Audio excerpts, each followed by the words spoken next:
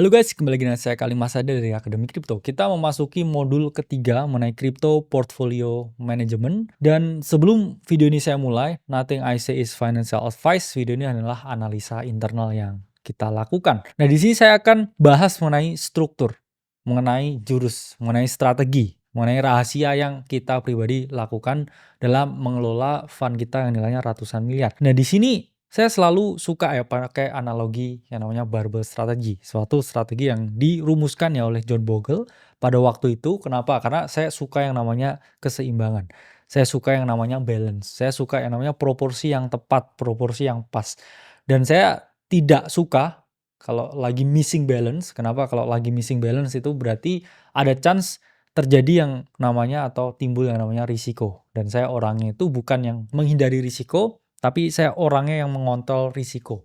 Dan menurut saya pribadi, ya strategi ini adalah strategi yang paling bisa diterapkan, paling bisa digunakan bagi teman-teman, karena works bagi kita pasti juga works bagi teman-teman semuanya. Nah, kita menggunakan strategi yang kita ngomong ya, crypto barbell strategy, di mana kita memadukan dua hal, yaitu adalah hal yang paling konservatif dan juga hal yang paling agresif. Jadi kita benar-benar ambil mana yang paling ekstrim stabilnya dan juga mana yang paling ekstrim enggak stabilnya. Dan ya ini contoh ya, misalkan hyper konservatifnya di sini kita itu adalah melakukan pembelian Bitcoin secara berkala.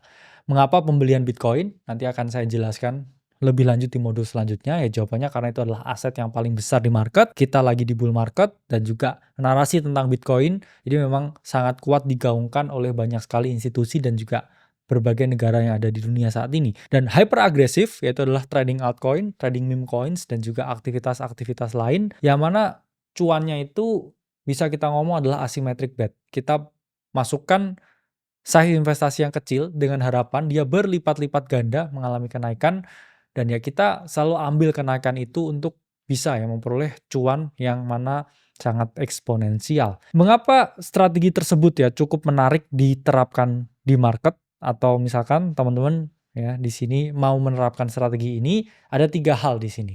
Pertama adalah keseimbangan yang ekstrim. Saya udah jelasin.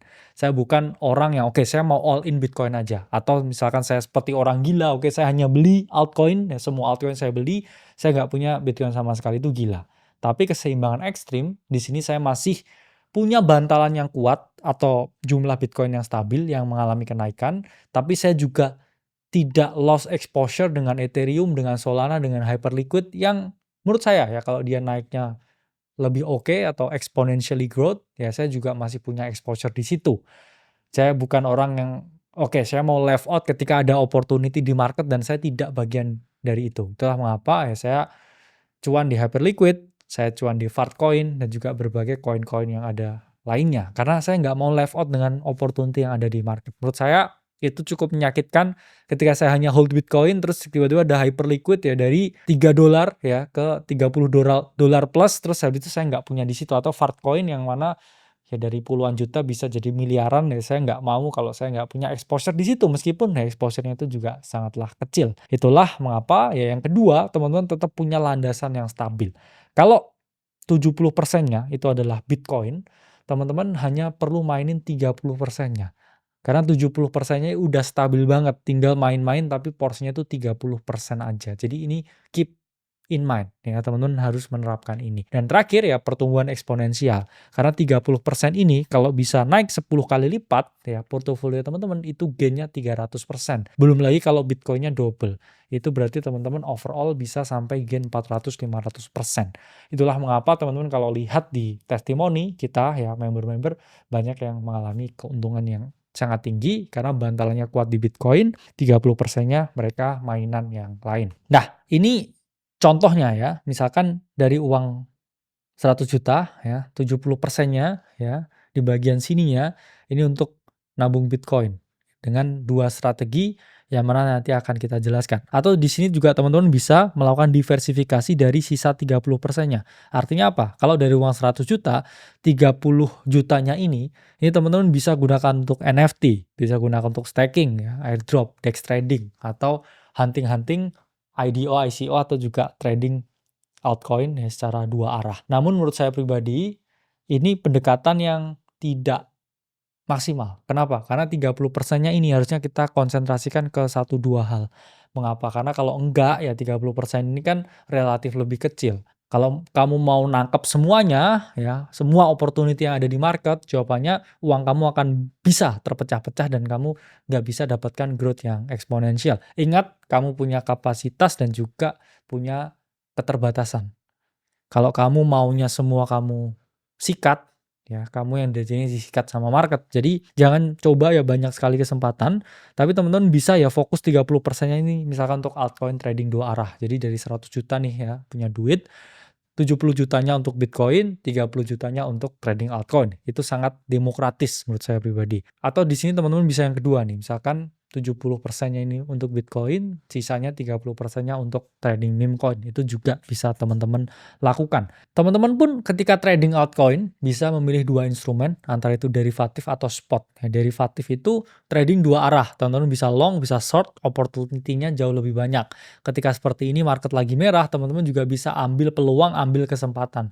Namun di sini teman-teman harus disiplin terapin yang namanya stop loss. Apa itu stop loss? Ya stop loss itu adalah suatu tindakan yang kita lakukan untuk minimalisir ya risiko yang ada ketika aset ini turun terus atau ketika aset ini naik terus. Dan kemudian ya ini derivatif ya likuiditasnya lebih banyak, kemudian di track ini lebih gampang. Tapi kalau spot trading ya biasanya hanya bisa beli, soft SL boleh ya, teman-teman nggak boleh hard stop loss ya, atau stop lossnya udah ditentukan di awal, bisa sambil teman-teman lihat chartnya.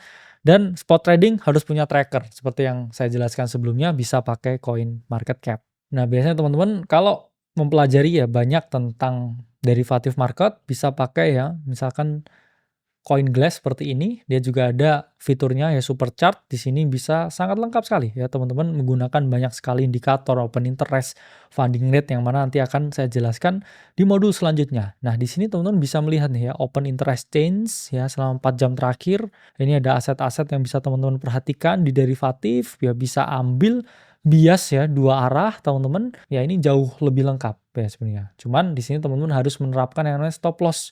Apa itu stop loss ya? Namanya trading itu ada yang namanya risk and reward dan juga ada yang namanya titik validasi dan juga invalidasi ya. Misalkan teman-teman di sini mau melakukan pembelian ya, kalau harga ini tidak bergerak ya sesuai dengan kehendak teman-teman, teman-teman ya posisinya stop loss ya. Ini contohnya seperti ini teman-teman. Nah, ini di sini teman-teman entry-nya di sini dan kemudian ketika harga ini tidak bergerak sesuai yang teman-teman kehendaki ya teman-teman di sini mengalami ya yang namanya stop loss dan ya sebelum harga ini jauh lebih turun lagi. Ini udah saya jelaskan banyak sekali ya di video-video trading sebelumnya, teman-teman harus pelajari, harus gunakan juga dan ya di sini cukup ya untuk bagian ketiga dan kita akan lanjut di bagian keempat ya, terutama spesifik tentang Bitcoin-nya. Di situ akan saya jelaskan mengapa Bitcoin dan bagaimana ya teman-teman mengalokasikan pembelian Bitcoin secara maksimal. Sampai jumpa di modul keempat.